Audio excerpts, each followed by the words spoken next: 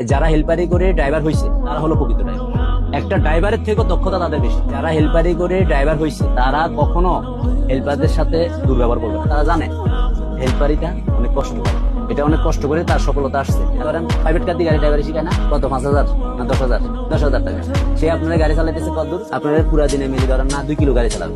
আপনার কোর্স শেষ হওয়া পর্যন্ত সর্বোচ্চ আমরা 50 কিলো গাড়ি চালাবে সর্বোচ্চ।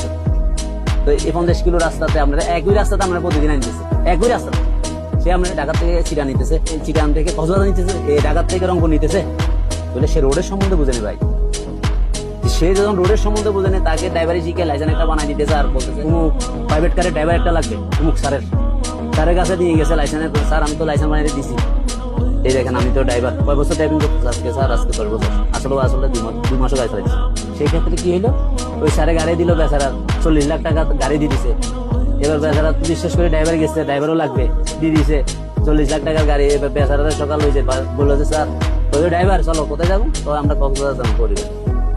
এবার গেলেও ওই তো পাইছে আর পাইবো, জীবনে তো টাং রোডে গাড়ি চালাইছে জীবনে চালায়নি। এবার কক্সবাজার যাবে, কক্সবাজার এবার যাইতে দেখেছে দাঁড়া করে কি করছে, ট্রাকের ফোন দিয়ে দিচ্ছে ঢুকায় সব পরিবারের সবাই শেষ।